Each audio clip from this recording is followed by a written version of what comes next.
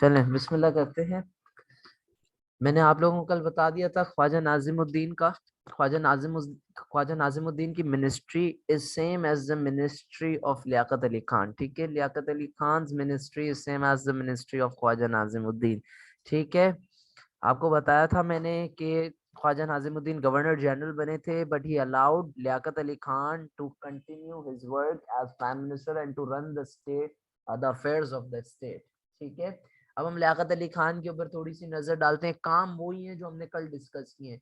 ये इनकी बायोग्राफी है कि अगर 4 मार्क में सवाल आता है वो लियाकत अली खान, तो you can take points from these notes. कोई से भी 4 पॉइंट्स तुम लोग इसमें से लिख सकते हो, बट अगेन अगर तुम्हें कोई और पॉइंट याद है पीछे से कोई अच्छा लगता है तो वो भी लिख सकते हो। ठीक है, so you can see his dates here. मैंने सबकी जो है ना वो डेट्स, हर पर्सनालिटी की, हर मिनिस्टर की जो रूल में पावर में आएंगे उनकी डेट्स लिख दी है। ठीक है, he was born in Uttar Pradesh in India. ठीक है,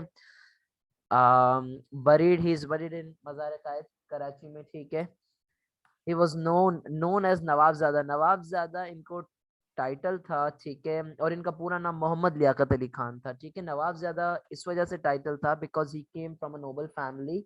इनकी family, his family was an aristocratic, kind of people. They had huge, enormous amount of lands। जमीनें थी इनके पास, तो they were not like poor class या middle class, they came from an elite class, upper class. इनके titles जो बहुत ही मशहूर हैं, जो तुम लोगों को याद होने चाहिए, लियाकत अली खान के कायदे मिल्लत। ठीक है, which means the leader of the nation, and शहीद मिल्लत, मार्टर ऑफ द नेशन। ठीक है, मुल्क के शहीद। ठीक है, या फिर जो है ना वो लीडर ऑफ द नेशन। कायदे मिल्लत और शहीद मिल्लत, ये दोनों लियाकत अली खान के टाइटल्स हैं जो तुम्हें याद होने चाहिए। I am not giving you an option, just learn them. ठीक है, कायदे मिल्लत और शहीद मिल्लत। जिस तरीके से जिना का क्या टाइटल है, कायदे आजम, कायदे आजम। ठीक है, इन्होंने पढ़ा कहाँ से, he studied at Aligarh Muslim university. Again इस पॉइंट को तुम लोग लिंक कर सकते हो किससे, to the effort, chapter number 4, to the efforts of sir Syed Ahmed Khan के। जब हम सर सैयद अहमद खान की तारीफ करते हैं कि उन्होंने अलीगढ़ मुस्लिम यूनिवर्सिटी बनाई, उन्होंने तो आई मीन कॉलेज बनाया, स्कूल बनाई, फिर वो कॉलेज बना, और फिर 1920 में, उससे पहले ही सर सैयद की डेथ हो चुकी थी। 1920 में जो है वो अलीगढ़ मुस्लिम यूनिवर्सिटी बनी थी। तो उस यूनिवर्सिटी में, but still we credit the efforts of sir Syed Ahmed Khan, because उनकी बनाई हुई इस यूनिवर्सिटी से कई लोग तालीम हासिल किए, उनमें से लियाकत अली खान, ये हमने चैप्टर 4 में भी इसका जिक्र किया था, और अयूब खान जैसे लोगों ने तालीम हासिल की थी। ठीक है, so studied from Aligarh Muslim University and later on went to Oxford, later on went to Oxford. ठीक है, कल हमने ख्वाजा नाजिमुद्दीन के बारे में भी ये डिटेल्स की थी। 1930 में लियाकत अली खान जो है वो जिना के साथ साथ थे। 1930 में इन्होंने first round table conference attend की थी। कौन सी राउंड टेबल कॉन्फ्रेंस अटेंड की थी, first round table conference attend की थी। अभी ये जो भी मिनिस्टर्स हम पढ़ रहे हैं ना, इन्होंने पार्टीशन ऑफ इंडिया से पहले खूब अपना किरदार अदा किया है for the betterment of the Muslims.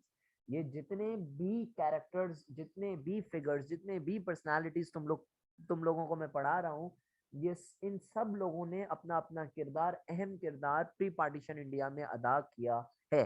ठीक है,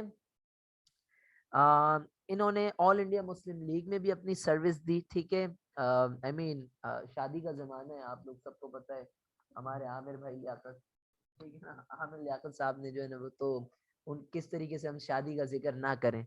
सो I have intentionally put this point. ठीक है, ही मैरिड ट्वाइस। ठीक है, बेगम राणा लियाकत अली खान। ठीक है, पंजाब का नाम है, हम उसे राणा बोलते हैं, लेकिन असल में रा आता है ये। ठीक है, तो लिंग्विस्टिकली जो है ना वो ये सेटिस्फाई नहीं लगता राना कहना। सो खैर, बेगम राना लियाकत अली खान जो है, उनकी जो है ना, she was his second wife, और वो ज्यादा मशहूर हैं।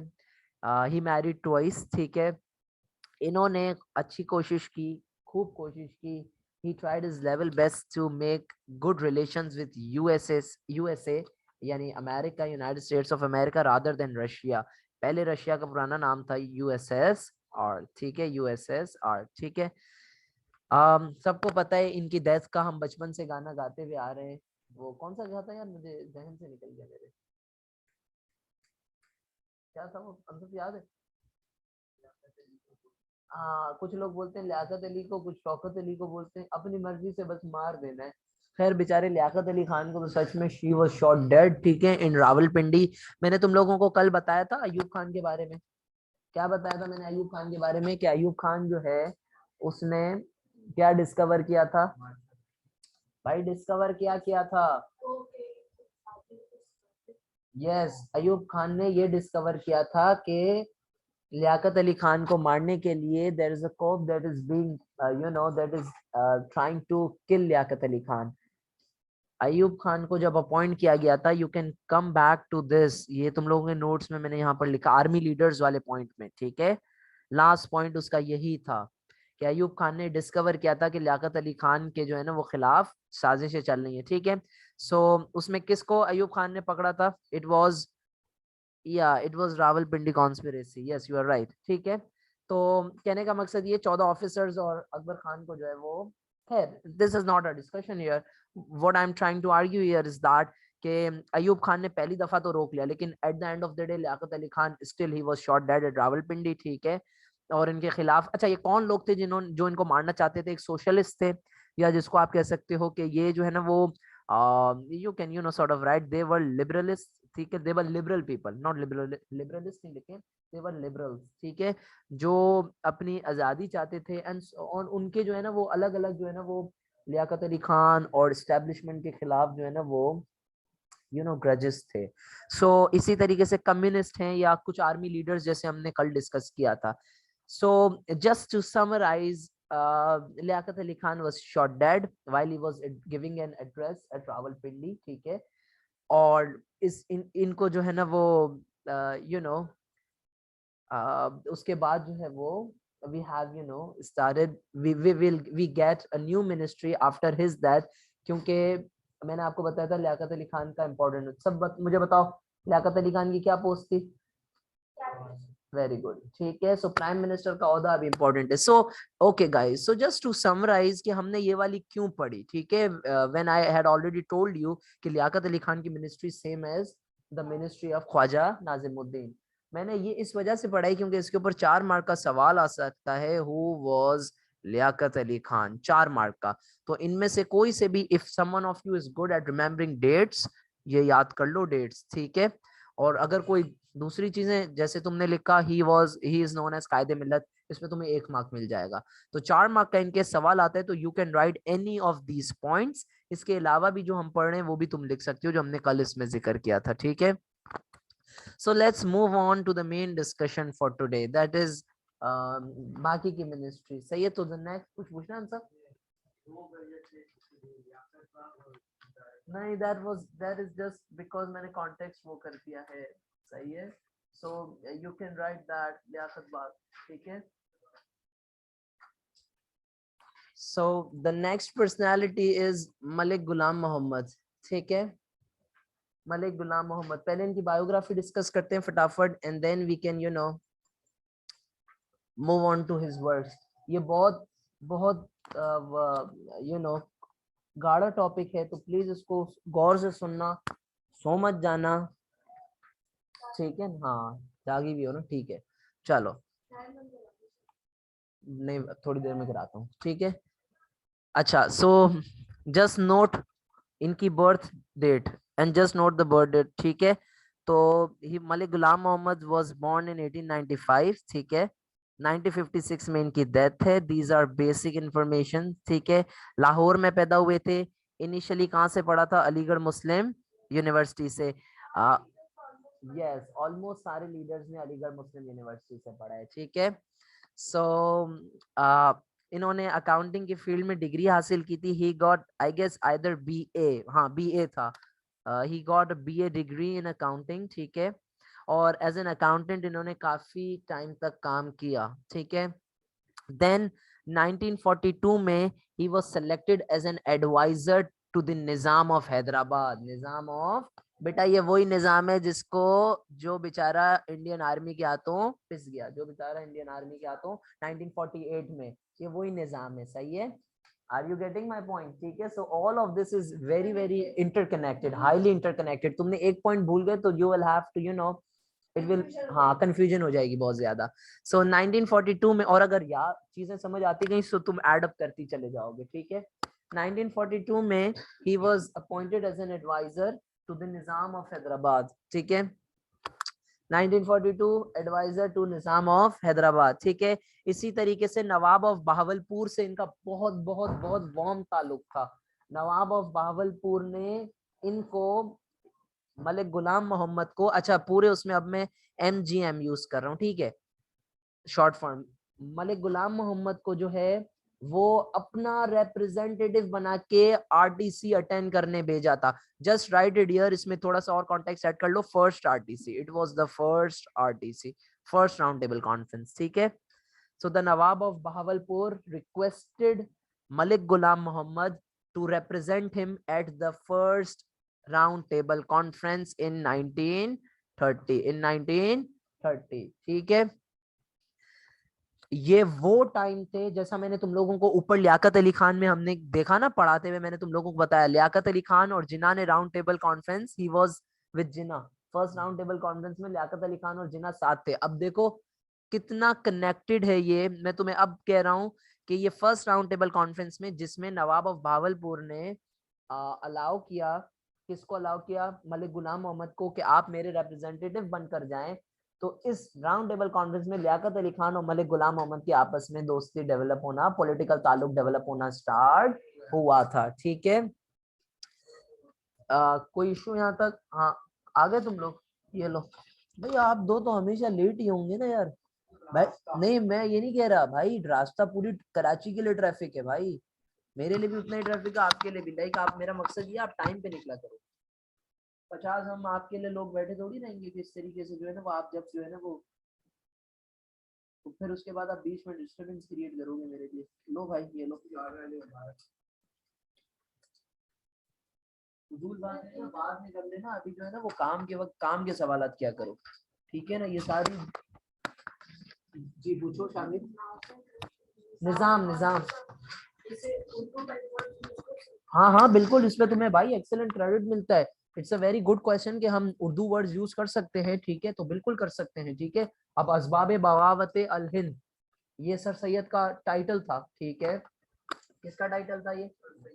Causes of the Indian revolt, ठीक है। तो ये उर्दू में आप यूज करेंगे तो you will get in good marks. इसमें ये ख्याल नहीं करेंगे मार्क्स कटेगा, यू आर यूजिंग ओरिजिनल जो है ना। अब जिस तरह वो रट लगा देते हैं चौधरी रहमत अली के ऊपर, रहमत अली रोट नाउ और नेवर, नाउ और नेवर, नाउ और नेवर।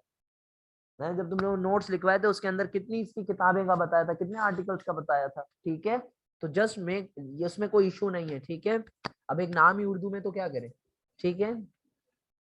ये तो ऐसी बात है, मलिक गुलाम मोहम्मद उर्दू में हम लिखे नहीं लिखे, ये तो ऐसा सवाल था। खैर चलें आगे चलते हैं। So he was appointed, Malik Ghulam Mohammad was appointed as Pakistan first finance minister under Liaquat Ali Khan. First finance minister इनका, अगर मैं तुम लोगों को बोलूं कि इतनी हिस्ट्री पढ़ के मलिक गुलाम मोहम्मद के कुछ की फीचर्स बता दो, तो I guess one of the important points to remember is that कि he was Pakistan's first finance minister under Liaquat Ali Khan, ठीक है। 1948 में इन्होंने फर्स्ट 5 years प्लान डेवलप करने में मदद की थी। देखो मेरी एक छोटी सी बात याद रख लो, ये 5 year प्लान, 6 year प्लान, ये जो प्लान्स होते हैं ना, they are all related to your economy, they are all related to your economy. ये नेशनल इकोनॉमी को बेहतर बनाने के लिए प्लान्स डेवलप किए जाते हैं कि तरक्की कैसे दी जाए, मईशत को, मुल्क को तरक्की कैसे दी जाए, ठीक है। तो he was appointed as the first finance minister under Liaquat Ali Khan, और लियाकत अली खान की इन्होंने मदद की थी। He help Liaquat Ali Khan to draw up या to draft the first 5 year plan for the economy of Pakistan, ठीक है। और इसको नाम क्या दिया गया था? The poor man's budget. यहाँ पर मैन की अगर किसी की थोड़ी सी गलती से अंग्रेजी सही हो तो वो बोलेगा कि सर आपने मिस्टेक कर दी है। आप तो जो है ना वो भाई, आप सोए पड़े रहो, आप सो जाओ। एम ई नहीं आएगा, एम ए आएगा, ठीक है, समझ गए बात। अच्छा, तो इन्होंने 1948 में ये हेल्प की कि फर्स्ट 5 year प्लान डेवलप किया जाए, ठीक है। लेकिन हुआ क्या लेकिन चूंकि रिसोर्सेज नहीं थी इसको इम्प्लीमेंट करने की, टेक्निकल एक्सपर्टीज नहीं थी हमारे पास, कोई उस वक्त इकोनॉमिस्ट थोड़ी मौजूद थे पाकिस्तान के बाद इतने हाईली क्वालिफाइड जो आज हैं, ठीक है, वो अलग बात है कि काम के हैं कि नहीं है, लेकिन कहने का मकसद ये उस वक्त तो हमारे पास नहीं थे, तो ये एज सच इतना सक्सेसफुल नहीं हो सका था। मैंने तुम लोगों को बोला कि की फीचर्स मलिक गुलाम मोहम्मद के एक जो तुम लोगों को आना ही चाहिए वो क्या है, फर्स्ट फाइनेंस, और इसी तरीके से दूसरा मैं समझता हूँ इनका ये बहुत इंपॉर्टेंट कारनामा है जो 95% बच्चे नहीं लिखते, 95% बच्चे नहीं लिखते। 1949 के अंदर, कब 1949 के अंदर इन्होंने मुस्लिम लीडर्स को बुलाया दुनिया भर से जिनका ताल्लुक ज्यादातर फाइनेंस के शोबे से था, किससे था, फाइनेंस बैकग्राउंड से था, जिनका ताल्लुक फाइनेंस के शोबे से था, उन लोगों को बुलाया फॉर एन इंटरनेशनल कॉन्फ्रेंस, ठीक है, कराची के अंदर हुई थी ये कॉन्फ्रेंस, और उसके अंदर इन्होंने एड्रेस दिया, तकरीर की, स्पीच दी, और उसके अंदर इन्होंने बोला हम मुसलमानों को हम मुसलमान कंट्रीज को एक इकोनॉमिक ब्लॉक बनाना चाहिए, क्या बनाना चाहिए, एक इकोनॉमिक ब्लॉक बनाना चाहिए फॉर द इकोनॉमिक बेनिफिट या for the social uplift, not social upliftment, economic benefit ही कहेंगे, for the economic benefit of Muslim countries, for the economic benefit of Muslim countries. Does that make sense? 1949 के अंदर मलिक गुलाम मोहम्मद ने अलग अलग ममालिक के अलग अलग सरबराहों को, फाइनेंस के शोबे से ताल्लुक रखने वाले सरबराहों को बुलाया और वहां पर कॉन्फ्रेंस की कराची में, और बोला हम तकरीर दी, स्पीच दी, और उसमें बोला कि हमें एक इकोनॉमिक ब्लॉक बनाना चाहिए फॉर दी मुस्लिम कंट्रीज जिसके जरिए मुस्लिम ममालिक की मईशत बेहतर हो। सही है। ही proposed through the agency of his speech that an economic bloc of the Muslim countries should be created so that it could benefit the Muslim countries. Does that make sense? Are you sure? ठीक है, let's move on. ठीक है, just to use some of the words of our recognized authors, he rose from civil service to high office, यानी कि एक common दर्जे से, ठीक है, इनको उठाकर इनको कौन सा ओहदा मिला, हाई पोस्ट मिला। हाई पोस्ट से यहाँ मेरी क्या मुराद है, गवर्नर जनरल, गवर्नर जनरल, ठीक है। अच्छा, ये एक इंटरेस्टिंग बात है कि इनकी डेथ कैसे हुई, आई मीन डेथ तो नेचुरल डेथ है, बट उससे पहले इनको क्या तकलीफें फेस करनी पड़ी, 2-3 साल तक इनको जो है ना वो ही गॉट पैरालिसिस, ठीक है, वो पैरालाइज हो गए इनकी बॉडी के कुछ ऑर्गन्स और कुछ पार्ट्स, ठीक है। तो फिर खैर बहरहाल इसके ऊपर लंबी चौड़ी कहानी है कि वो लंदन गए थे इलाज कराने, लेकिन ऐसा कोई फायदा नहीं हुआ, सो ऑन सो फॉर्थ, ठीक है। ही इज बेरिड एट फौजी कब्रिस्तान इन कराची। कहाँ पर दफन है ये, फौजी कब्रिस्तान इन कराची। चलना है इनकी कब्र देखने, चल लो, तुम लोगों को ले जाओ। तुम लोगों ने वजीर मेंशन देखे, जिना की पैदाइश नहीं देखी, हालांकि वो मैंने तुम्हें बताया था जिर्क की है, लेकिन जो फेक पैदाइश है वजीर मेंशन नहीं देखा। चलो एक दिन मैं तुम लोगों को ले जाऊंगा, लेकिन हम हिस्से में जाएंगे, एक साथ नहीं जाएंगे, वरना अगर एक साथ में मतलब ये भी इतनी बड़ी, चलो we will make a plan, तुम लोगों को जो है ना वो ले करके जो है ना वो एक दफा फौजी कब्रिस्तान, तुम लोगों को जस्ट बाय द वे पता है कौन से कब्रिस्तान के बराबर में, क्रिश्चियन सिमेट्री, गोरा कब्रिस्तान, बिसाइड गोरा कब्रिस्तान, ठीक है। Let's move on. अगेन ये तुम लोगों को पॉइंट्स कौन सा सवाल का आंसर लिखने में हेल्प करेंगे, हु वाज मलिक गुलाम मोहम्मद, ठीक है। ये डिटेल में इतना इस वजह से पढ़ा रहा हूँ क्योंकि 10 बातें बताऊंगा तो तुम लोगों को 4 बातें याद रहेंगी, ठीक है। अपनी मर्जी की कोई सी भी पसंदीदा याद कर लो। बायोग्राफी में कोई सवाल है, कोई क्वेश्चन है, नहीं, पक्की बात है, श्योर, ठीक है। अब आते हैं इनका टेन्योर किस तरीके से चला। पहली चीज जो यहाँ पर डिस्कस करनी है वो ये है, ओके सो पहली चीज जो हमें यहाँ पर डिस्कस करनी है वो ये है कि इन्होंने ख्वाजा नाजिमुद्दीन को अलाउ किया कि वो अपनी पोस्ट पर बरकरार रहें। आप मेरी बात समझ रहे हो, ख्वाजा, हाँ इसको वो कर लो ना, KN is for Khwaja Nazimuddin, ठीक है, और PM is for prime minister, ठीक है, प्राइम मिनिस्टर, ठीक है। इन्होंने ख्वाजा नाजिमुद्दीन को, अच्छा अब इसमें एक टेक्निकल तुम लोगों को अगेन ब्रीफ कर रहा हूँ गाइज, अगेन ब्रीफ कर रहा हूँ, बार बार कर रहा हूँ, मेहनत कर रहा हूँ, इसको सीरियस लो। बताओ 1947 में गवर्नर जनरल कौन है? जिन्ना। गवर्नर जनरल और प्राइम मिनिस्टर की डिबेट चल रही है, ठीक है। Governor general is Jinnah. Prime minister कौन है? लियाकत अली खान। लियाकत अली खान। अगला गवर्नर जनरल कौन बनता है?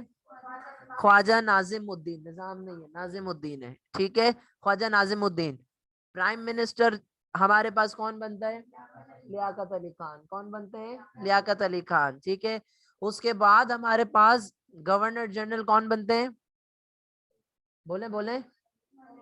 मलिक गुलाम मोहम्मद, MGM, ठीक है, मलिक गुलाम मोहम्मद। और प्राइम मिनिस्टर कौन बनते हैं? अब सीन चेक करो, मैंने तो यहाँ ड्राइंग जो की है उसमें तुम लोगों का ऐसा क्रॉस बन रहा होगा, पता है।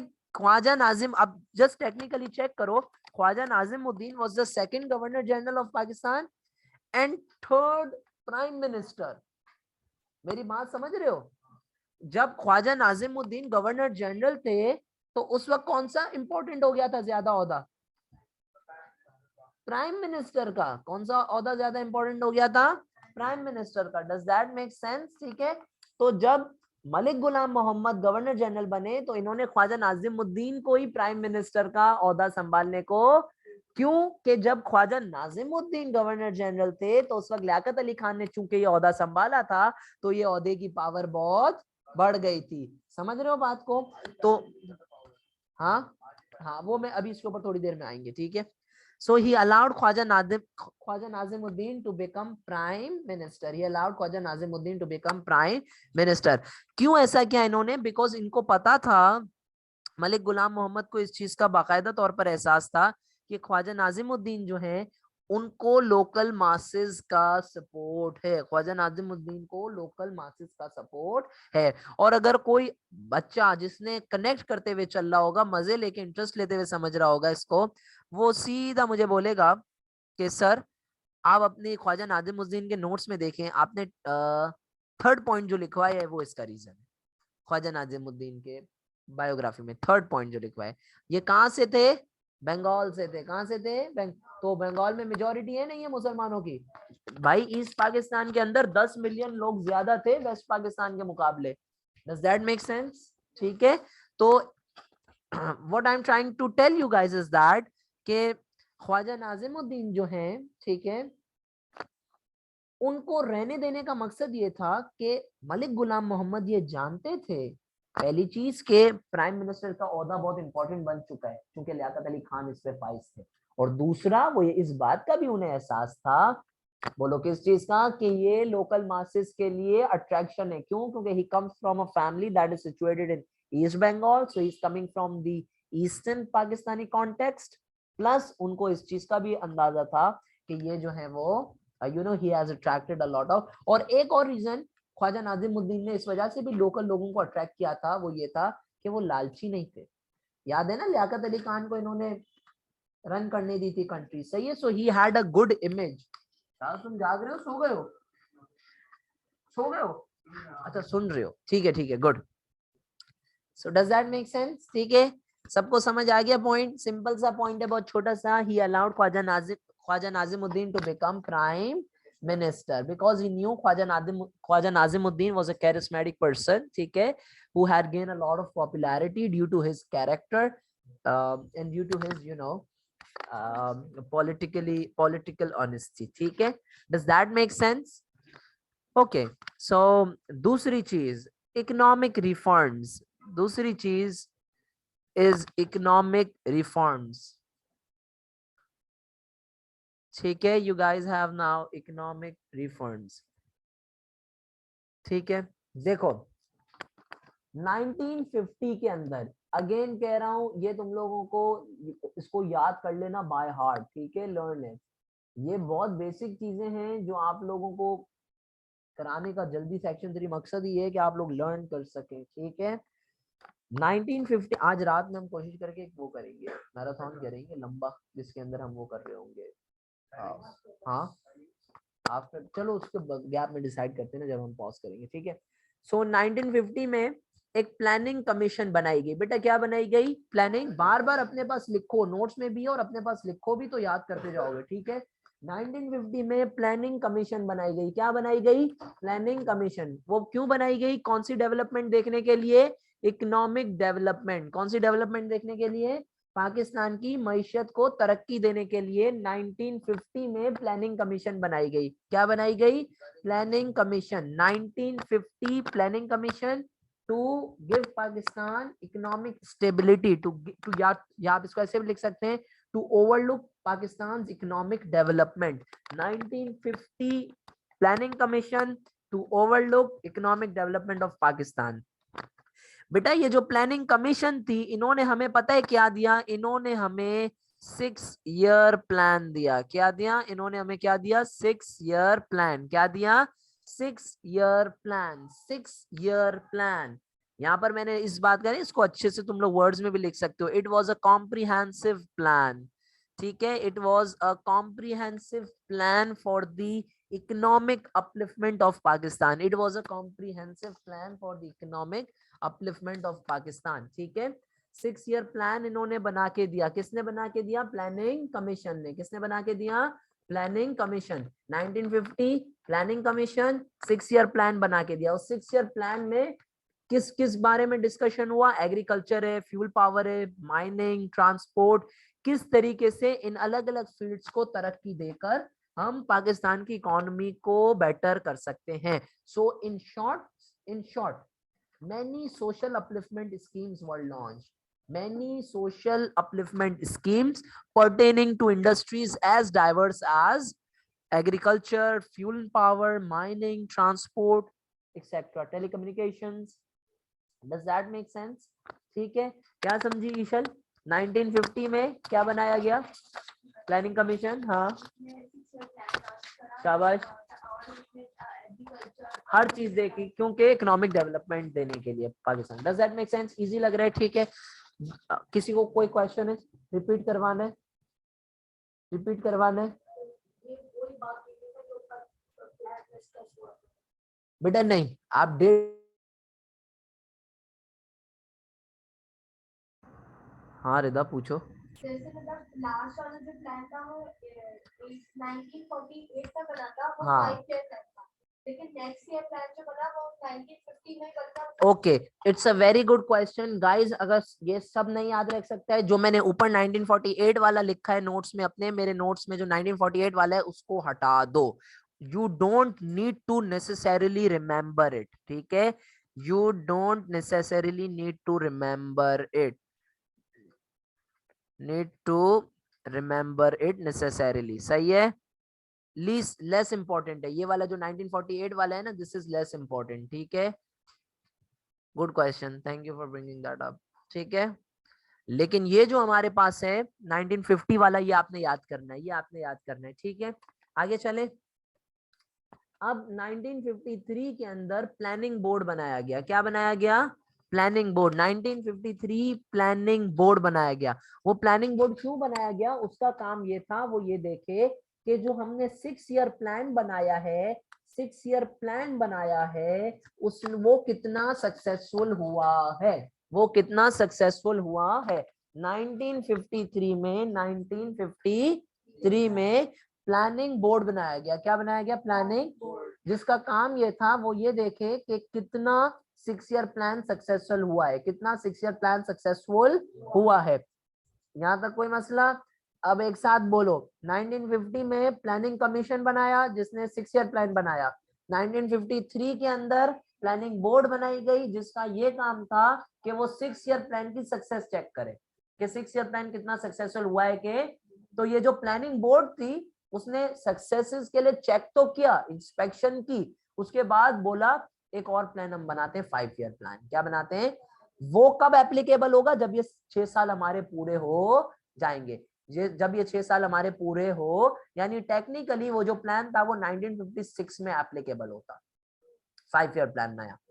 समझ रहे हो बात को? 1950 में एक प्लान बनाया गया, बेटा प्लानिंग कमीशन ने बनाया, और उस प्लान को नाम दिया गया 1950 के अंदर। क्या नाम दिया शायान? सो रहे हो ना? देखा, एक्टिव रहो, एक्टिव रहो। 6 ईयर प्लान। 1950 में कौन सा प्लान आया था? 6 ईयर प्लान, ठीक है, 6 ईयर प्लान, ठीक है। उसके बाद 1953 के अंदर, 1953 के अंदर प्लानिंग बोर्ड ने, क्यों बनाया गया प्लानिंग बोर्ड? ताकि ये चेक किया जा सके कि 6 ईयर प्लान सक्सेसफुल हुआ है कि, तो वो उसके ऊपर इंस्पेक्शंस की गई और प्लानिंग बोर्ड ने बोला जैसे ये 6 ईयर प्लान खत्म होगा हम एक और प्लान लॉन्च करेंगे, 5 ईयर प्लान। क्या लॉन्च करेंगे? Does that make sense? ठीक है, I know there is predominantly it is, it concerns to get road memorization, but still याद करना है तुम्हें, but क्या करें। ओह कहाँ पर है? Oh thank you very much Ansaf, that's a very good question. ये एमए भी मैंने यहाँ पर लिख दिया, ठीक है। इट्स मोहम्मद अली बोगरा, मोहम्मद अली बोगरा। ये बड़ा फंटर आदमी था, सबसे फनी। अभी इसकी हरकतें समझाऊंगा, तुम हंस के पागल हो जाओगे, ठीक है। मोहम्मद अली बोगरा, हाँ। वो बेटा एक माइनर सा शशका देने के लिए एग्जामिनर को लिखते हैं, समझ रहे हो बात को? Are you guys able to understand? ठीक है, कोई मसला तो नहीं है यहाँ तक, ठीक है। सो 1953 में ये 5 ईयर प्लान जो है वो हमारा, कोई मसला यहाँ तक, कोई इशू है यहाँ तक? नहीं, आर यू श्योर? ओके, सो आगे चलते हैं। अच्छा, मैंने तुम लोगों को एक टेक्निकल चीज बताई, अभी यहाँ पर एक वो कर रहा हूँ, उसमें तुम लोग you can later on visit the notes, कि 1950 में ये बना, क्या बना? Planning commission. क्या बना? Planning commission. उस प्लानिंग कमीशन ने क्या बनाया था? 6 ईयर प्लान। कौन सा प्लान? 6 ईयर। फिर 1953 में प्लानिंग बोर्ड बनी। क्या बनी? वो प्लानिंग बोर्ड क्या चेक कर रही थी कि वो 6 ईयर प्लान सक्सेसफुल हुआ है कि नहीं हुआ। और फिर उसने बोला जैसे ही ये प्लान खत्म होगा 6 ईयर प्लान, अब मुझे बताओ 6 ईयर प्लान कब खत्म होगा? 1956। शाबाश। उसके बाद हम कौन सा प्लान लॉन्च करेंगे? 5 ईयर प्लान। कौन सा प्लान लॉन्च करेंगे? Does that make sense? ठीक है, ओके। अक्सर बच्चे मिस्टेक कर देते हैं कि सर 6 ईयर प्लान और 5 ईयर प्लान साथ चल रहे हैं। नहीं, उन्होंने बोला पहले 6 ईयर प्लान एंड करेगा, उसके बाद जो है वो 5 ईयर प्लान। लेकिन आपको पता है कि 1956 तक तो जो है ना वो कल्टी हो चुकी थी हुकूमत, ठीक है। सो खैर, एट एनी रेट, अब इसकी एग्जांपल्स क्या हैं? जूट प्रोसेसिंग प्लांट, ठीक है, नारायणगंज, ईस्ट पाकिस्तान में। ईस्ट पाकिस्तान 1970s के ऑनवर्ड्स हम इसको क्या कहेंगे? बांग्लादेश। क्या कहेंगे? ठीक है।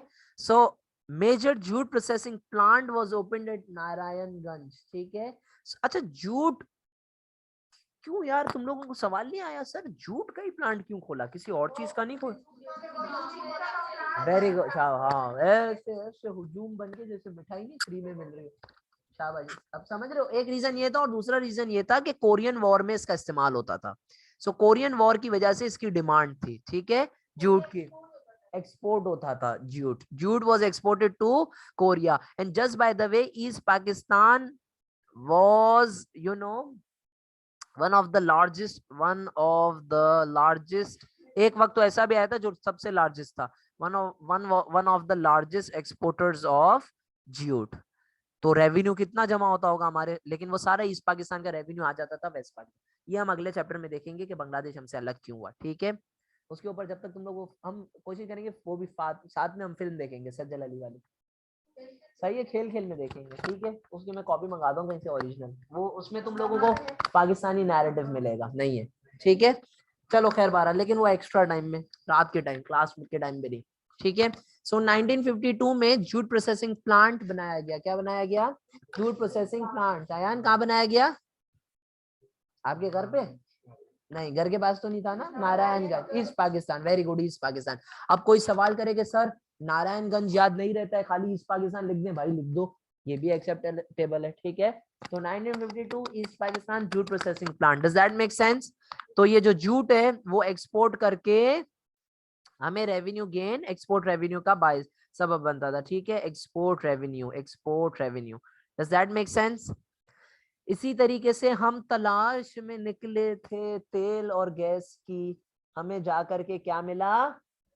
सुई, सुई मकाम है, कहाँ पर है? बलोचिस्तान। सुई इज एट बलोचिस्तान, ठीक है, सुई इज इन बलोचिस्तान।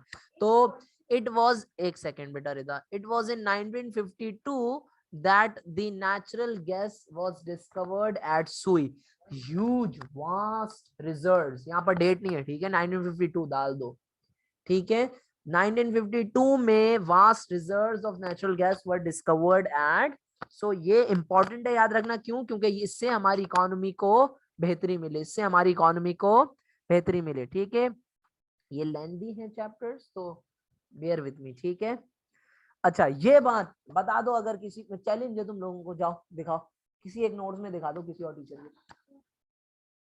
अभी तो मैं जब इंशाल्लाह जब हम कोशिश करेंगे दोबारा से एक दफा मैं रिवीजन, उसमें तो मैं जो अपने फुल कॉम्प्रिहेंसिव वाले जब नोट्स यूज करूंगा तो उसमें यू विल बी सरप्राइज, ठीक है। लेकिन उसके लिए जिस बच्चे को ये वाले नोट्स याद होंगे ना, वही।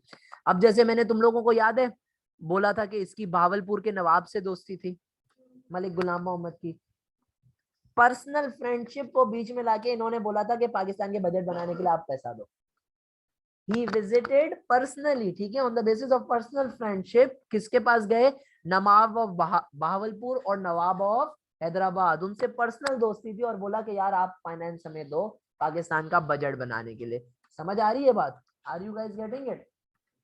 श्योर?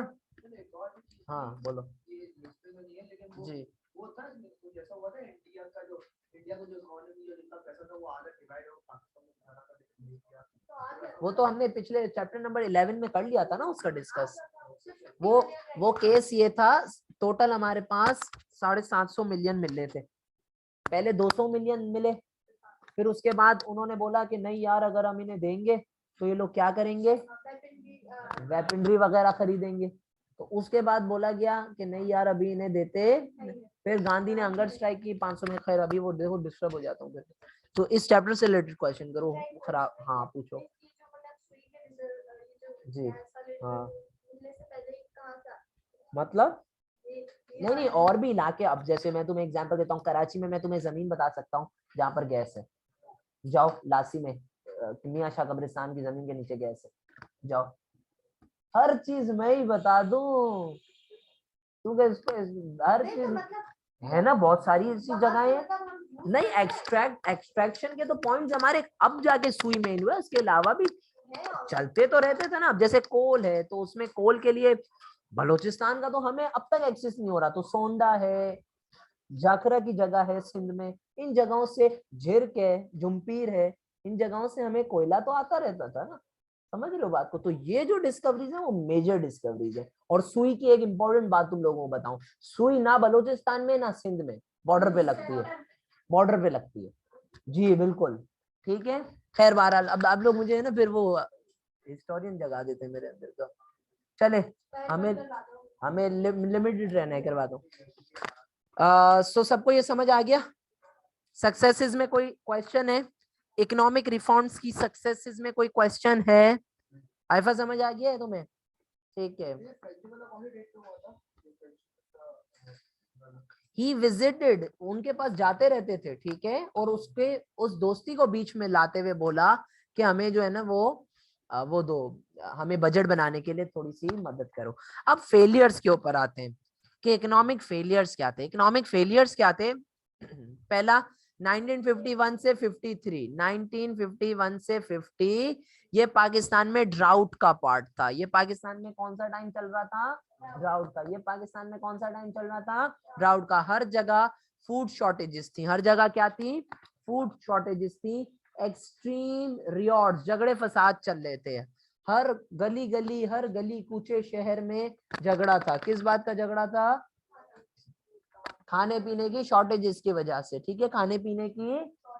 लोगों को ये डर था, पीपल, इसको लिख लो, people feared that a severe famine, people feared that a severe famine will soon hit Pakistan, ठीक है, समझ गए बात? लोगों को ये था, a severe, people feared that a severe famine will soon hit Pakistan. लोगों को डर था कि ड्राउट्स की शिद्दत में इजाफा होता जा रहा है, हमारे पास बिल्कुल ये सारी चीजें खत्म खाने पीने की हो जाएंगी। Does that make sense? So 1951 से 1953 का जो पीरियड है that was a period of extreme you know harsh period था हमारे लिए, ठीक है। खाने पीने की किल्लत थी, पानी की किल्लत थी, ठीक है। And it was a period of drought. Does that make sense? इस ड्राउट को ये लिख लो यहाँ पर, they were not well managed, they were not well manage. और मैं तुम लोगों को आगे चल के बताऊंगा पता है क्या हुआ। इन ड्राउट्स को मैनेज यार कैसे कर सकते हैं, हमारे पास इतनी रिसोर्सेज भी तो नहीं थी। तो मैनेज जब नहीं हो सके तो आपको पता है मलिक गुलाम मोहम्मद ने क्या किया था, सारा इल्जाम किसके ऊपर लगा दिया था, ख्वाजा नाजिमुद्दीन के। इसकी वजह से हम सही मैनेज नहीं कर पाए और उसको निकाल दिया था। Yes, he dismiss Khwaja Nazimuddin and अभी आज के ऊपर आऊंगा मैं थोड़ी देर में, मैं आना नहीं चाह रहा था। सही है, या कहानी की तरह बताऊं तुम लोगों को इसमें क्या सीन था। वो सीन ये था 1951 और 53 के अंदर जब हालात खराब हुए ना, ड्राउट्स आने लगे, तो सारा इल्जाम जो है ना, अब अच्छा इसमें दो लोग इंपॉर्टेंट है। एक मोहम्मद अली बोगरा, मैंने तुम लोगों को पहले ही बताया, इसने प्लानिंग बोर्ड में जो है ना वो अहम किरदार अदा किया। इकोनॉमिक डेवलपमेंट में मोहम्मद अली बोगरा का 1950s के अंदर बहुत अहम किरदार है। तो मोहम्मद अली बोगरा ने he was an ambassador to the USA, he was an ambassador to USA की मिन्नत समाजत करके ये हमारे लिए कई millions of wheat, tons of wheat donation लेके आया। और यहाँ पर ख्वाजा नाजिमुद्दीन से ये चीजें चल नहीं रही थी, तो मलिक गुलाम मोहम्मद ने सारा इल्जाम लगाया ख्वाजा नाजिमुद्दीन के ऊपर कि ये लोग जो है ना वो काम के नहीं है, इनको फारिग कर दो, इनको हटा दिया गया। हालांकि नेशनल असेंबली ने ये कहा था, नेशनल असेंबली में वोट ऑफ कॉन्फिडेंस लिया गया, तो नेशनल असेंबली ने बोला था कि हम ख्वाजा नाजिमुद्दीन के साथ, लेकिन उनको निकाल दिया गया। और फिर उनकी जगह किसको प्राइम मिनिस्टर लाया गया होगा?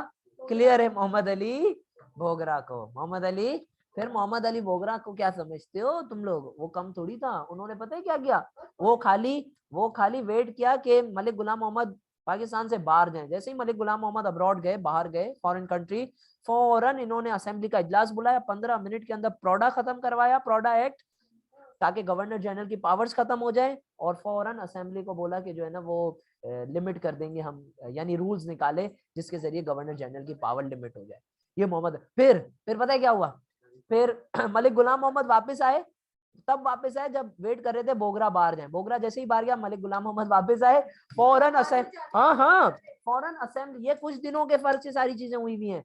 और फौरन वेट किया इन्होंने, नेशनल असेंबली बुलाई, असेंबली में बोला इमरजेंसी है, इमरजेंसी डिक्लेयर की, सारी असेंबली नेशनल, पूरी की पूरी नेशनल असेंबली डिसॉल्व कर दी। जब पूरी असेंबली डिसॉल्व हुई, उसके बाद बोगरा तो बेचारा ठंडा पड़े। उसके बाद क्या हुआ, मौलवी तमीजुद्दीन वो सिंध असेंबली से वो सिंध हाई कोर्ट में गए, उन्होंने बोला ये थोड़ी कोई तरीका है, तो सिंध हाई कोर्ट में वो केस जीत गए मौलवी तमीजुद्दीन। फिर ये क्या समझते हो मलिक गुलाम मोहम्मद को, उसने ऊपर की पर्ची की, तो वो फेडरल कोर्ट चले गया, वहां से बोला मौलवी तमीजुद्दीन को हटाओ, ये कोई भी नहीं है, ये जनरल गवर्नर जनरल का इख्तियार है। ये समझ लो, कहानी में बड़ा मजा आता है सुनने में। तो ओके अभी छोड़ो, मुझे नोट्स पे आने दो, मुझे नोट्स से पढ़ाने दो, फिर मैं अगेन कहानी सुनाऊंगा। I know you guys will enjoy कहानी, लेकिन वो लेक्चर के बाद सुनाऊंगा, ठीक है। अच्छा 1953 में, ओके गाइज आ जाओ यार, आ जाओ 1953 में, तो तुम लोगों को पता, ये पहला पॉइंट समझ आ गया। 51 से 53 के अंदर जो है वो क्या हो रहे थे, ड्राउट्स आए हुए थे, ठीक है। उसके बाद 1953 में बेटा एक और मसला भी जागा, कोरियन वॉर जो है ना वो खत्म हो गई थी, कोरियन वॉर 1953 तक खत्म हो गई। तो बेटा जब कोरियन वॉर खत्म हो गई तो जूट की डिमांड कम हो गई, तो जूट की डिमांड कम हो गई, तो बेटा इससे एक्सपोर्ट रेवेन्यू कम हो गया, कम हो गया। जब एक्सपोर्ट रेवेन्यू कम हुआ तो इससे हमारा पोटेंशियल टू बाय फूड भी कम हो गया, डज दैट मेक सेंस? तो ये इकोनॉमिक रिफॉर्म्स की फेलियर्स थे, ये इकोनॉमिक। तो जब सवाल आता है गाइज, ये सक्सेसेस और फेलियर्स देखो कब काम आते हैं, जब सवाल तुमसे क्या पूछता है, टू व्हाट एक्सटेंट, सवाल तुमसे क्या पूछता है, टू व्हाट एक्सटेंट ये सक्सेसफुल थे, तो तुम लोग सक्सेसेस भी लिखते और फेलियर्स भी लिखते हो। Does that make sense? Are we all on the same page? Clear है बात? ठीक है। सो इकोनॉमिक रिफॉर्म्स हो गए, ठीक है। चलें आगे चलते हैं। लेट्स, किसी को कोई क्वेश्चन है? Is everything clear? आप प्लीज पूछ लें मुझसे अगर कोई क्वेश्चन है तो। समरी करवानी है या दैट्स फाइन? मेरा क्वेश्चन है कि जैसे मतलब वो लोगों के एक्सपेक्ट था कि है ना जैसे ये लड़कू राम जो है ना, चलो आ जाओ कॉन्स्टिट्यूशनल रिफॉर्म्स, आ जाओ भाई आ जाओ, कॉन्स्टिट्यूशनल रिफॉर्म्स, कॉन्स्टिट्यूशनल रिफॉर्म्स, ठीक है बेटा क्या है कॉन्स्टिट्यूशनल रिफॉर्म्स? सबसे पहले आओ मुझे बताओ, ख्वाजा नाजिमुद्दीन के टाइम पे बेटा कौन सी कमेटी बनाई गई थी? कौन सी कमेटी बनाई गई थी? Basic principles committee. कौन सी बनाई गई थी? Basic principles committee. उसके जो सजेशंस थे उसके ऊपर ठीक ठाक किस्म के क्रिटिसिज्म्स लगे थे। देखो अगर तुम लोग जस्ट थोड़ा सा अपने पुराने नोट्स पर आओगे तो तुम लोगों को इस चीज का जिक्र मिल जाएगा, ठीक है? ऑब्जेक्टिव्स रेजोल्यूशन वाला, ठीक है? What was the objectives resolution के अंदर मैंने ये सारी चीजें जो है ना वो डिस्कस की थी, ठीक है? Are we all on the same page, ठीक है? कि ये कमेटी बनी थी, खैर बहरहाल। सो अब हम आते हैं इसके ऊपर। तो बेटा ये जो बेसिक प्रिंसिपल्स कमेटी थी इसके जो सजेशंस थे ख्वाजा नाजिमुद्दीन के टाइम पर इसके ऊपर बहुत ज्यादा क्रिटिसाइज किया गया था। तो लियाकत अली खान ने क्या बोला था? मैं इसको दोबारा रिवाइज। अब लियाकत अली खान तो अल्लाह को प्यारे हो गए, ठीक है? तो अब मलिक गुलाम मोहम्मद गवर्नर जनरल ने प्राइम मिनिस्टर कौन है? ख्वाजा नाजिमुद्दीन। तो ख्वाजा नाजिमुद्दीन ने लियाकत अली खान की बात को पूरा किया और उस बेसिक प्रिंसिपल्स कमेटी के सजेशंस के ऊपर रिफाइन किया उन्होंने, ठीक है? तो जो नए सजेशंस गाइस बने वो 1952 में दिए गए। कब दिए गए? बेसिक प्रिंसिपल्स कमेटी ने अपनी रिवाइज रिपोर्ट कब दी बेटा? 1950। बेसिक प्रिंसिपल्स कमेटी ने अपनी रिवाइज रिपोर्ट दी 1952 में और इसको प्रेजेंट किसने किया था? Prime minister Khwaja Nazimuddin. Khwaja Nazimuddin 1952 prime minister Khwaja Nazimuddin क्या प्रेजेंट किया असेंबली के आगे? Revise report of the basic principles committee. क्या प्रेजेंट किया? Revise report of the basic principles committee, ठीक है? नए प्रपोजल्स क्या बनाए गए? नए प्रपोजल्स कुछ इस मुताबिक हैं, ठीक है? Head of state should be Muslim, यानी मुल्क का जो हेड होगा वो मुस्लिम होगा, ठीक है? इसी तरीके से प्रोविंशियल और नेशनल लेवल के ऊपर रिलीजियस माइनॉरिटीज के रिप्रेजेंटेटिव्स अपॉइंट होंगे। प्रोविंशियल असेंबलीज और नेशनल असेंबलीज के अंदर रिलीजियस माइनॉरिटीज के कौन अपॉइंट होंगे? रिप्रेजेंटेटिव्स अपॉइंट होंगे। कौन अपॉइंट होंगे? रिप्रेजेंटेटिव्स अपॉइंट होंगे। Does that make sense? Provincial and national level के ऊपर, प्रोविंशियल एंड नेशनल लेवल के ऊपर रिलीजियस माइनॉरिटीज के रिप्रेजेंटेटिव्स अपॉइंट होंगे, ठीक है? ये इसकी दूसरी सजेशन थी। तीसरी सजेशन ये थी कि कैबिनेट जो होगी वो रिस्पॉन्सिबल होगी नेशनल असेंबली को। किसको रिस्पॉन्सिबल होगी? नेशनल असेंबली को। Cabinet will be responsible to the national assembly. Cabinet will be responsible to the national assembly. जो मुल्क का बड़ा होगा, हेड ऑफ स्टेट होगा, वो अगर कैबिनेट को बोलेगा ना लाओ हिसाब दो, तो कैबिनेट उसको रिस्पॉन्सिबल नहीं होगी। कैबिनेट पूरी की पूरी नेशनल असेंबली को रिस्पॉन्सिबल होगी। किसको रिस्पॉन्सिबल होगी? पूरी की पूरी नेशनल असेंबली को, पूरी की पूरी नेशनल असेंबली को, ठीक है? अभी ये कैबिनेट और ये किस तरीके से वर्क करते हैं तुम लोगों को पता है ना? प्रोविंशियल और दो तरीके की असेंबलीज होती हैं। क्या होती हैं? अच्छा चलो सुन लो, रिकॉर्डिंग रोक के तुम लोगों को समझा देता हूँ, 2 सेकंड रुको, समझ लो, या बल्कि चलने दो, खैर देखो मेरी बात सुनो। 2 हाउसेस होते हैं। कौन से हाउसेस होते हैं? एक होता है अपर हाउस और एक होता है लोअर हाउस। अपर हाउस के अंदर आता है सेनेट। क्या आता है? सेनेट। लोअर हाउस के अंदर आता है नेशनल असेंबली, ठीक है? ये करंट पाकिस्तान का पार्लियामेंट्री निजाम है। उस वक्त का जो निजाम था वो कुछ इस मुताबिक था। प्रोविंशियल असेंबली और नेशनल असेंबली से सबसे नीचे वो है। इन दो के ऊपर एक कॉमन एंसेस्टर है, कैबिनेट। कौन है? कॉमन है कैबिनेट। कैबिनेट के ऊपर कौन है बोलो? Prime minister. कौन है? प्राइम मिनिस्टर, ठीक है? और प्राइम मिनिस्टर के ऊपर governor general. Governor general. Does that make sense? कुछ इस तरीके से जो है ना वो, जी नहीं औदा नहीं, अब नहीं होता ना। अब क्या बोलते हैं हम? गवर्नर जनरल की जगह अब क्या आया है? सिकंदर मिर्जा ने निकाला था।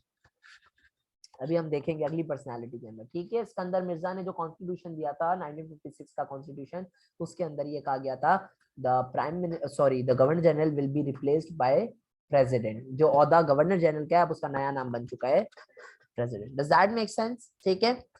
सो 3 पॉइंट्स बेटा सबको समझ आ गए। चौथा पॉइंट क्या है? चौथा पॉइंट ये बोला गया कि जो हेड ऑफ द स्टेट होगा, ठीक है, जो गवर्नर जनरल होगा, ठीक है, वो अपॉइंट करेगा इस्लामिक स्पेशलिस्ट को, ये मेक श्योर करने के लिए कि हर चीज इस्लाम के दायरे में है, हर लॉ इस्लाम के दायरे में बनता है। कौन अपॉइंट करेगा? The head of the state. कौन? The head of the state, governor general will appoint a series, या फिर आप इसको कह सकते हैं ग्रुप ऑफ इस्लामिक स्पेशलिस्ट, जो क्या करेंगे, तो ये चीज देखेंगे कि हर चीज किसके मुताबिक है, इस्लामिक लॉ। अभी तुम लोगों को थोड़ा सा टफ भी लग रहा होगा फॉलो करना और चीजें, जब हम क्वेश्चंस करेंगे आज, हाँ बहुत सारी चीजें ऐसा लग रहा होगा जम्बल्ड अप हो रही हैं, तो पहले अभी मैं इसको कहानी भी सुनाऊंगा, तो that will also give you some ease, और उसके बाद सेकंडली जब हम इसके क्वेश्चंस करेंगे यू विल रियलाइज कि इट्स सुपर इजी टॉपिक। ठीक है, कोई मसला यहाँ तक?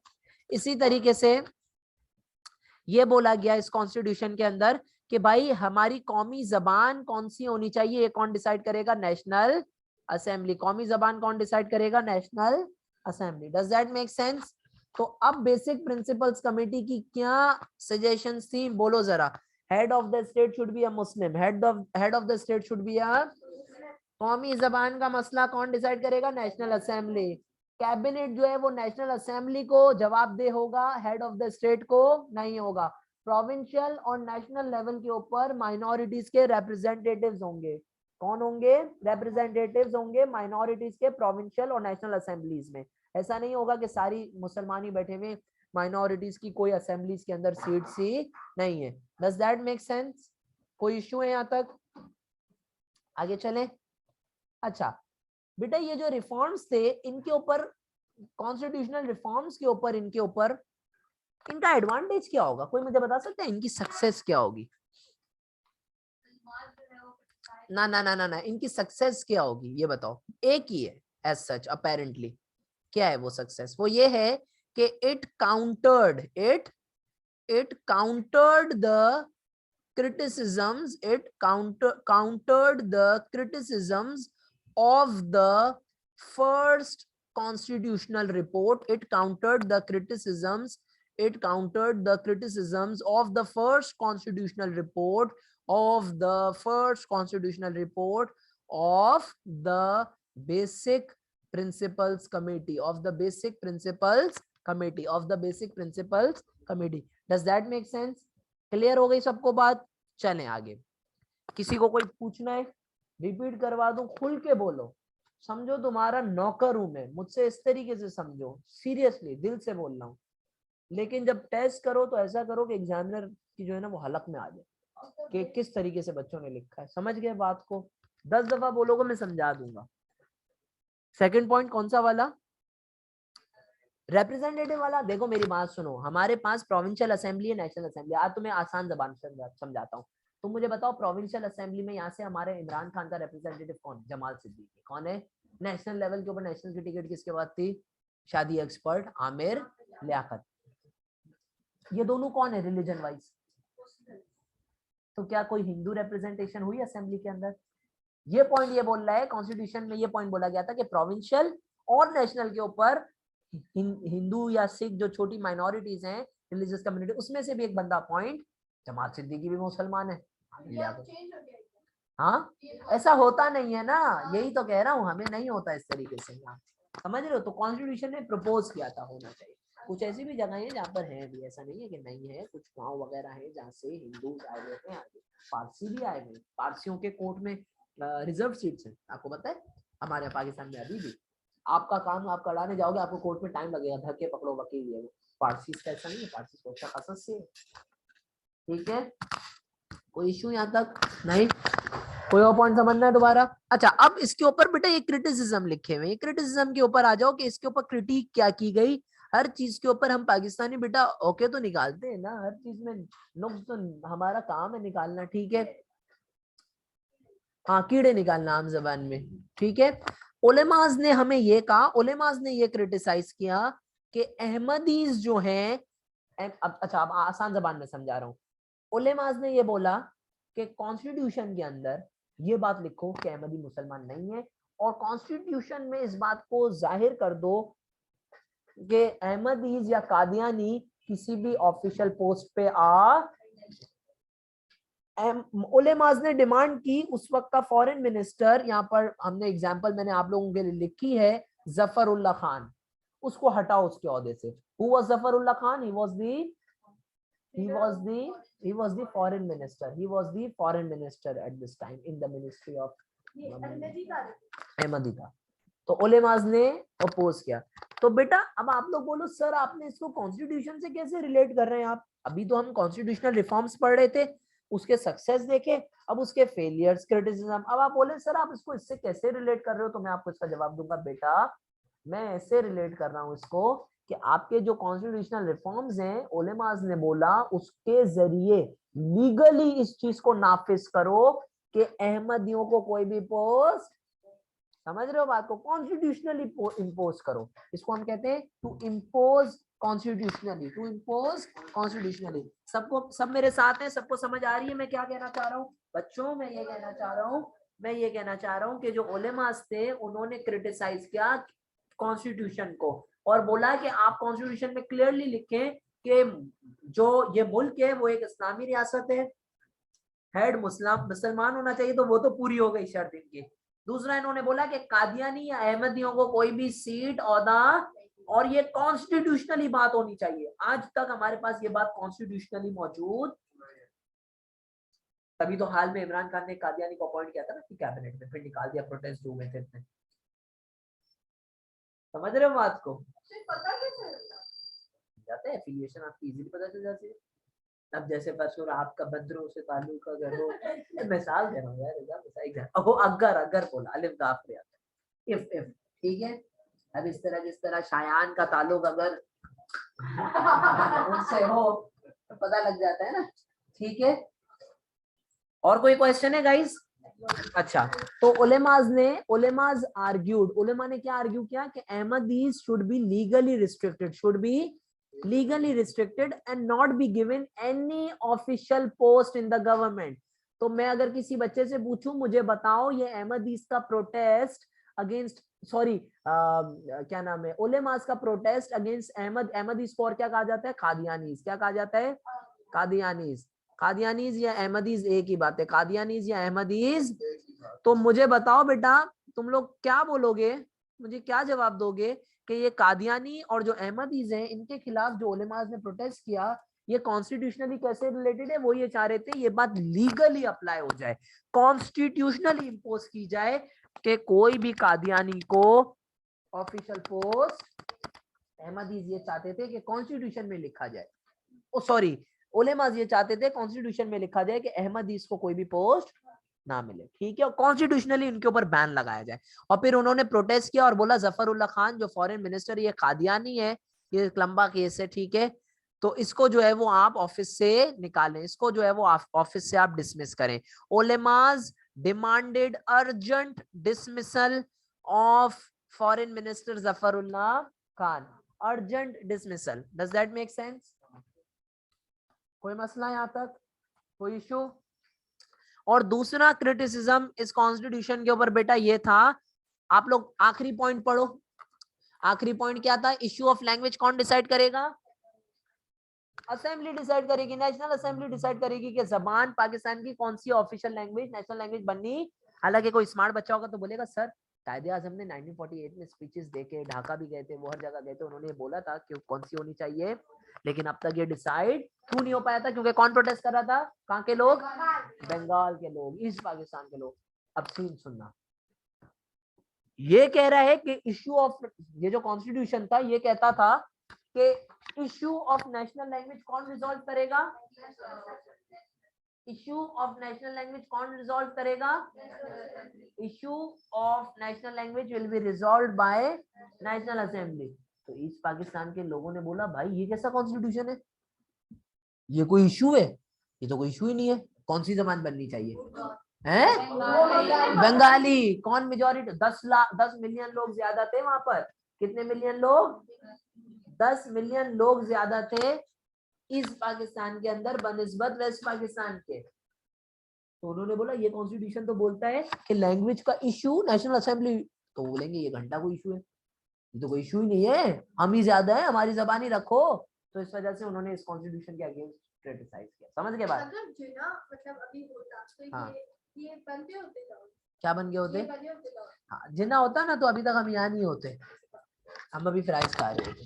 ठीक है, समझ आ गई बात तुम लोगों को? Does that make sense? कोई issue? So people of East Pakistan objected, उन्होंने क्या बोला कि भाई ऑफिशियल लैंग्वेज कौन सी बननी चाहिए? People of east Pakistan wanted के कॉन्स्टिट्यूशन में बात लिखी जाए कि कौन सी ऑफिशियल लैंग्वेज? बंगाली। कौन सी है? सिकंदर मिर्जा ने ये किया था, आगे चल के अभी हम देखेंगे। ठीक है, बंगाली उर्दू दोनों। ठीक है, हाँ, कोई मसला यहाँ तक? कोई इशू? नहीं नहीं, इसको हम थोड़ी देर में डिस्कस करेंगे। बेटा कोई सवाल है यहाँ तक? और जो कंटेंट पढ़ा है उसमें से और कोई सवाल है? नहीं? Are you sure? अच्छा, अब बिफोर वी मूव ऑन, ये लास्ट पॉइंट जो मैं आप लोगों को बताता चलूं, ये हम क्या पढ़े थे? हम पढ़े थे कॉन्स्टिट्यूशनल रिफॉर्म्स। ये हम क्या पढ़े थे? कॉन्स्टिट्यूशनल। अब चूंकि इतने ज्यादा क्रिटिसिज्म लगे, सो ख्वाजा नाजिमुद्दीन सेड, उन्होंने क्या बोला? He said that these reforms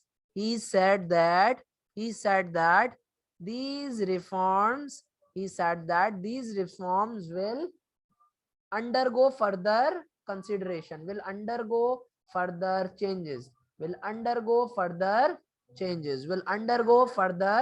changes। हाँ जी, मलिक गुलाम मोहम्मद। ठीक है, कोई मसला यहाँ तक? कोई इश्यू है? कोई सवाल है तो प्लीज पूछ लें, फिर हम आगे चलते हैं।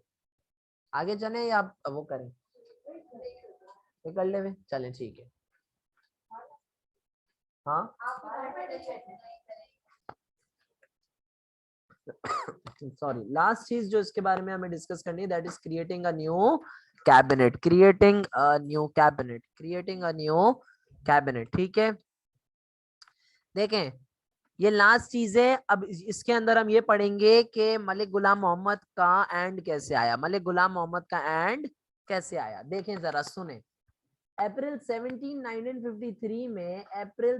1953 में मलिक गुलाम मोहम्मद ने ख्वाजा नाजिमुद्दीन को डिसमिस कर दिया। ख्वाजा नाजिमुद्दीन को डिसमिस कर दिया एज प्राइम मिनिस्टर। और 3 और लोगों को भी डिसमिस कर दिया कैबिनेट के, 3 और लोगों को भी। यानी मलिक गुलाम मोहम्मद ने अपनी कैबिनेट में से 3 दूसरे मेंबर्स और plus prime minister Khwaja Nazimuddin को भी जो है ना वो हटा दिया। प्राइम मिनिस्टर ख्वाजा नाजिमुद्दीन को भी, और किस बेसिस के ऊपर हटाया? वो ये बेसिस थी, उन्होंने बोला कि ये जो झगड़े फसाद हुए, बेटा कौन से झगड़े फसाद? पीरियड बोलो झगड़े फसाद का। 1950 से 50, मलिक गुलाम मोहम्मद ने बोला कि भाई ये जो पीरियड था जिसके अंदर ड्राउट्स वगैरह आए, रियॉर्ड्स हुए, फूड शॉर्टेजेस हुई, ठीक है, इस सब को मैनेज करना जिम्मेदारी थी ख्वाजा नाजिमुद्दीन और कैबिनेट मेंबर्स की। किसकी जिम्मेदारी थी? ख्वाजा नाजिमुद्दीन और कैबिनेट। तो इसने बोला उन लोगों ने अपनी जिम्मेदारी सही से नहीं निभाई, उन्होंने अपनी जिम्मेदारी सही से फुलफिल नहीं की। इस वजह से पाकिस्तान में इकोनॉमिक क्राइसिस है। क्या है? पाकिस्तान में इकोनॉमिक क्राइसिस। इस वजह से पाकिस्तान में इकोनॉमिक क्राइसिस है। तो मलिक गुलाम मोहम्मद ने ये बोला मैं इन लोगों को हटा रहा हूं, मैं इन लोगों को डिसमिस कर रहा हूं, ठीक है। लेकिन ख्वाजा नाजिमुद्दीन ने बोला ठीक है हमारी गलती है ना, चलो हम नेशनल असेंबली में वोटिंग कर लेते हैं। अगर नेशनल असेंबली पूरी की पूरी असेंबली बोलती है कि भाई तुम प्राइम मिनिस्टर से हट जाओ, तो मैं हट जाऊंगा। तो जब वोटिंग हुई तो सब लोगों ने बोला नहीं हमें तो मसला, सब लोगों ने किसकी फेवर में वोट किया? ख्वाजा नाजिमुद्दीन की। तो मलिक गुलाम मोहम्मद को जो है वो ये चीज हजम, लेकिन तो जबरदस्ती मलिक गुलाम मोहम्मद ने ख्वाजा नाजिमुद्दीन को डिसमिस किया। ख्वाजा नाजिमुद्दीन को बहुत गुस्सा आया, उन्होंने बोला मैं इसके खिलाफ कुछ करूं, लेकिन उन्होंने आवाज, वरना पाकिस्तान बिखर जाता, उन्होंने आवाज नहीं उठाई। उन्होंने मलिक गुलाम मोहम्मद के अगेंस्ट कुछ भी, because he wanted the new country to flourish, वो चाहते थे हमारा नया मुल्क पाकिस्तान तरक्की करे। अभी तो सांस नहीं, अभी तो पैदा हुआ है, अगर अभी लड़ लेते वो लोग, सही है। तो बेटा इस पॉइंट के अंदर हमने क्या डिस्कस किया? इस पॉइंट के अंदर हमने ये डिस्कस करने की कोशिश की कि 17 अप्रैल 1953 के अंदर मलिक गुलाम मोहम्मद ने कहा कि भाई 1950 से 53 तक ये जो रियॉट्स हुए, ड्राउट्स आए, फूड शॉर्टेजेस हुई, ये चलें ठीक है अपनी जगह पर, लेकिन इसको कंट्रोल करना जिम्मेदारी थी ख्वाजा नाजिमुद्दीन की। किसकी? जिन्होंने अपनी जिम्मेदारी सही से नहीं निभाई, इस वजह से मैं इन्हें निकाल रहा हूँ, इस वजह से मैं इन्हें निकाल रहा हूँ। ख्वाजा नाजिमुद्दीन को बाकी के असेंबली मेंबर सपोर्ट करते थे, लेकिन फिर भी जबरदस्ती मलिक गुलाम मोहम्मद ने ख्वाजा नाजिमुद्दीन को उनकी पोस्ट से हटा दिया, उनकी पोस्ट से डिसमिस कर दिया।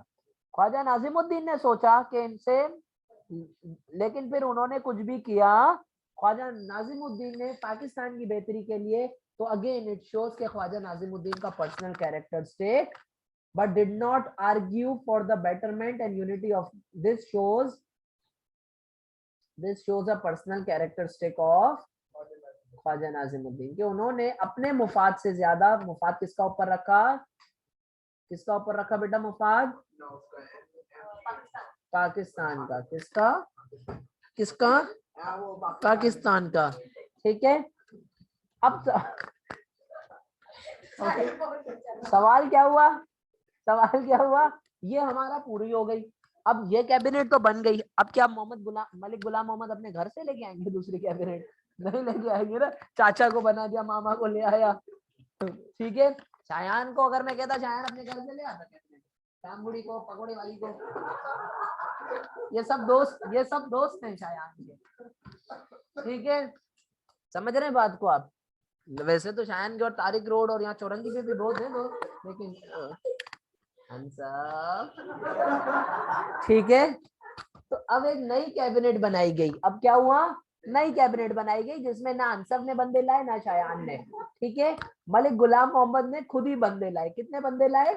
अब मलिक गुलाम मोहम्मद की कारनामा आप सुने जरा। मलिक गुलाम मोहम्मद का आप क्या सुनेंगे? कारनामा सुने आप। 8 वही लोग रखे जो पुरानी कैबिनेट में से थे। 8 वही लोग रखे जो पुरानी कैबिनेट में से थे। क्योंकि आपको मैंने अभी बताया मलिक गुलाम मोहम्मद को कितने लोगों का बेटा शक था? 3 पे। इस वजह से उन्होंने 3 मेंबर्स निकाले थे और प्राइम मिनिस्टर ख्वाजा नाजिमुद्दीन को निकाला था। 3 मेंबर्स निकाले थे कैबिनेट में से और ख्वाजा उसकी जगह इन्होंने 8 वही रहने दिए, 3 न्यू मेंबर्स लाए। 3 न्यू मेंबर्स लाए। Does that make sense? तो मलिक गुलाम मोहम्मद ने क्या किया? 3 न्यू मेंबर्स लाए। क्या लाए? 3। और बेटा उनमें से एक मेंबर था मोहम्मद अली बोगरा। कौन था? मोहम्मद अली बोगरा। मोहम्मद अली बोगरा ने सबको जो है ना वो आगे चल के, समझ गए बात? हाँ, बुरे थे। अभी तुम लोग देखोगे, बड़ी इंटरेस्टिंग कहानी है। इसने पता है क्या किया? इतने अमेरिका से वीट्स वगैरह लाएगा, अभी दिखा रहा हूँ, और मुल्क की जो है ना वो, समझ गए, मतलब वो कर दिए, हालात खराब कर दिए। ठीक है, समझ गए बात? Let's move on. ठीक है, चले, इनको समझ आ गया, अब आप लोग समझे। ठीक है, तो मुझे बताओ जरा बेटा, न्यू कैबिनेट बनी कि नहीं बनी? न्यू कैबिनेट में पुराने 8 के 8 लोग मौजूद, नए खाली कितने आए? 3 लोग आए। कितने आए? और उस नए लोग में से एक फंटर आदमी था मोहम्मद अली बोगरा। मोहम्मद अली जो बेटा पहले मैंने तुम लोगों को बताया था, क्या था? एम्बेसडर टू, इसीलिए तो फिर यूएसए इसको इतनी वीट्स देता था। गंदुम इतना इतना कौन देता वरना। ठीक है, इसके अच्छे ताल्लुकात थे वहां पर, इसने अच्छे बने। Does that make sense? तो बेटा अब मलिक गुलाम मोहम्मद ने मोहम्मद अली बोगरा को एम्बेसडर टू यूएसए से हटाकर कौन सा ओहदा दिया? प्राइम मिनिस्टर का। ख्वाजा नाजिमुद्दीन का ओहदा दिया। कौन सा दिया? ख्वाजा नाजिमुद्दीन का दिया। Does that make sense? अब बेटा हम ये बात करते हैं कि मोहम्मद अली बोगरा ने क्या पॉजिटिव कॉन्ट्रीब्यूशंस लाए और क्या मसले मसाइल हुए। हम इसको अलग से भी डिस्कस करेंगे। देखो मेरी बात सुनो, मैंने लियाकत अली खान की पॉलिसी ख्वाजा नाजिमुद्दीन के साथ पढ़ाई, उसके बाद अलग लियाकत अली खान की बायोग्राफी भी पढ़ाई। सही है, इस तरह मोहम्मद अली बोगरा की भी अलग भी पढ़ेंगे हम। अभी वो पढ़ रहे हैं जो मलिक गुलाम मोहम्मद के टेन्योर में इसका पार्ट है। ठीक है, एग्जाम में वो आएगा। 1953 में यूएसए, कनाडा, ऑस्ट्रेलिया, इन सब ममालिक ने हमें 1 मिलियन टन वीट का वादा, 1 मिलियन टन वीट का वादा, 1 मिलियन क्यों किया बेटा? इससे हमारे को किससे बेनिफिट हुआ? To cover for food shortages, to cover for food shortages, to cover for इससे क्या हुआ, जब हमारा गंदुम आई तो फियर ऑफ फेमाइन कम हुआ और झगड़े फसाद थोड़े बहुत कम हो गए। फियर ऑफ फेमाइन कम हुआ, लोगों के पेट भरे, तो झगड़े फसाद, लोग जो है वो जानवर से वापस इंसान बन गए। जैसे अभी आप लोग भूख की वजह से ऐसे कर रहे हैं ना। Does that make sense? बेटा मैंने तुम लोगों को, अंसफ ने ये सवाल किया था बहुत अच्छा कि सर ये आपने ऊपर 5 ईयर प्लान में, प्लानिंग बोर्ड में MAB क्या लिखा है, तो ये जो हमारा 5 ईयर प्लान था, ठीक है बेटा, 5 ईयर जो प्लान था हमारा, वो बनाने वाला कौन था प्लानिंग बोर्ड के जरिए? बताओ जरा कब बना था प्लानिंग बोर्ड?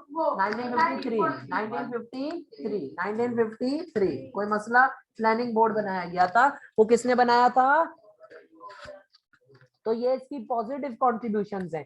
तीसरा, इसने सेंट्रल टीटी ऑर्गेनाइजेशन यानी सेंटो और सीटो, बेटा इसको हम 4 मार्क में देखेंगे, ठीक है। So he also worked out CENTO and SEATO, he also, इसको हम डिटेल में देखेंगे बाद में, ही ऑल्सो देखेंगे ना, I just don't want to waste time on recording, ठीक है। इसको हम अलग से इसके ऊपर बात करेंगे, रिकॉर्डिंग करेंगे। तो सेंटो अलग है हमारे पास, सीटो, ये दो समझ लो आप पैक्ट्स हैं या 2 ट्रीटीज हैं बेटा, जो किसने साइन करवाई? मोहम्मद अली। इससे हमें क्या फायदा हुआ बेटा? पाकिस्तान को एड मिली। क्या मिली? कैसी एड? फूड की फॉर्म में, पैसों की फॉर्म में, मेडिसिन और दीगर supplies. Does that make sense? कोई मसला यहाँ तक, कोई इश्यू? अब मोहम्मद अली बोगरा ने कुछ प्रॉब्लम्स भी क्रिएट किए, ठीक है। अब वो स्टोरी जो मैंने आप लोगों को सुनाई, मोहम्मद अली बोगरा ने क्या प्रॉब्लम्स क्रिएट किए? मोहम्मद अली बोगरा एक ऐसा बंदा था जो चाहता था मैं गवर्नर जनरल मलिक गुलाम मोहम्मद की पावर को अंडरमाइन कर दूं।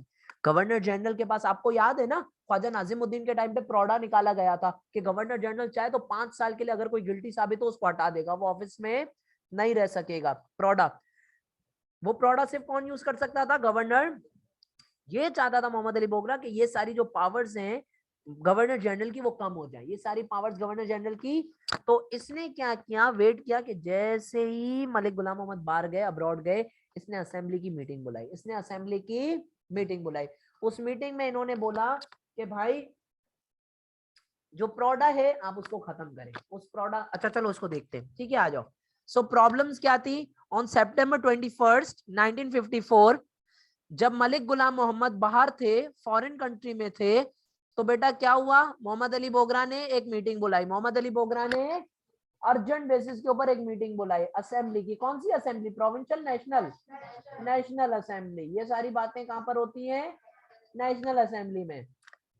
1954 सितंबर 21 को बेटा क्या हुआ? मोहम्मद अली बोगरा ने इंतजार किया, जैसे ही इन दिनों मलिक गुलाम मोहम्मद जो कि गवर्नर जनरल है हमारे, वो बाहर थे पाकिस्तान से, मोहम्मद अली बोगरा ने अर्जेंटली क्या किया? नेशनल असेंबली की मीटिंग बुलाई और बोला कि हमें लॉज पास करने चाहिए to restrict the power of governor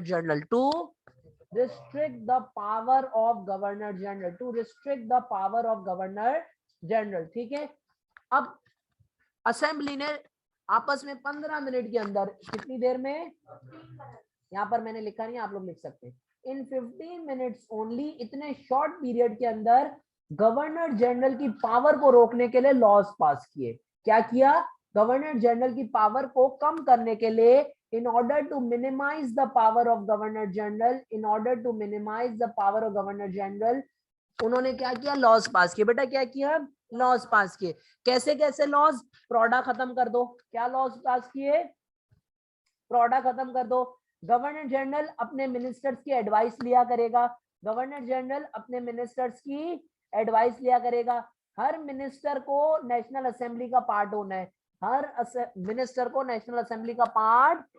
होना है। इस किस्म के जो लॉज हैं वो पास किए गए। और उसके बाद क्या हुआ? ये सब क्यों किया गया? टू रिड्यूस या to minimise the power of governor general. अभी ऐसा लग रहा होगा इनमें से हम क्या याद करें, क्या लिखें? जब हम आंसर्स करेंगे ना, अभी सिर्फ समझो, मजे लेके समझ लो, हम आंसर्स करेंगे तो तुम्हारा कंटेंट रिड्यूस होके सामने आ जाएगा। सही है? तो ये 15 मिनट में ये सारे लॉज पास किए। उसके बाद असेंबली को बोला 1 महीने तक अब हम कॉन्स्टिट्यूशन पे काम करेंगे, अभी मजीद और कोई बात। मोहम्मद अली बोगरा गया बाहर। जैसे ही वो बाहर गया, मलिक गुलाम मोहम्मद रातों रात पाकिस्तान आए, इमरजेंसी डिक्लेयर कर दी। क्या बोला? इमरजेंसी डिक्लेयर कर दी। क्या बोला? कि इमरजेंसी के हालात हैं, हालात बहुत खराब हो गए, हमें कैबिनेट अपनी डिसॉल्व करनी है, हमें अपनी कैबिनेट असेंबली डिसॉल्व करनी है, हमें अपनी असेंबली।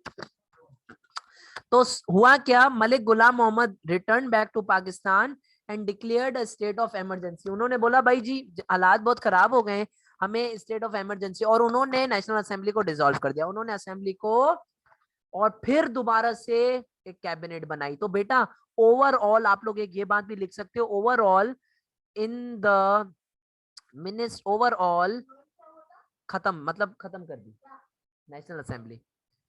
आप ये पॉइंट लिख सकते हो, overall in the ministry of Malik Ghulam Mohammad, overall in the ministry of Malik Ghulam Mohammad the cabinets were formed, कितनी दफा बनी, were form 2 times, were form.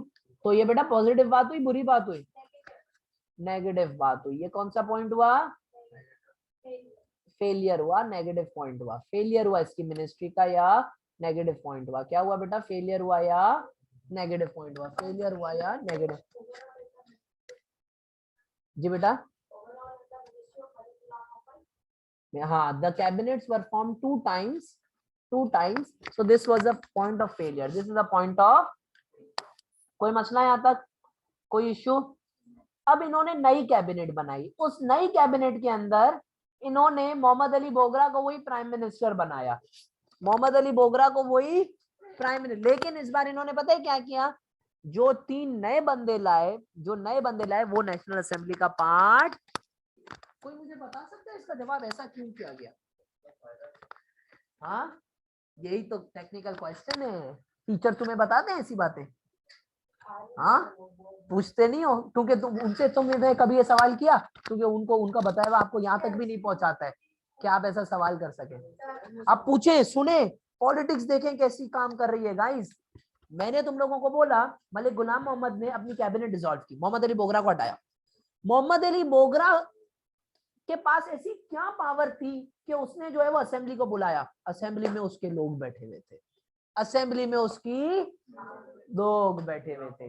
तो इसने क्या किया, अब इसने क्या किया, कैबिनेट डिसॉल्व की, मोहम्मद अली बोगरा को बोला ठीक है तेरा बहुत अच्छा काम है, प्राइम मिनिस्टर रहे, क्योंकि इसने एड्स वेड्स दिलवाई थी, लोग वरना चीखते, तो प्राइम मिनिस्टर तो इसको रहने दिया असेंबली के अंदर अपने लिए।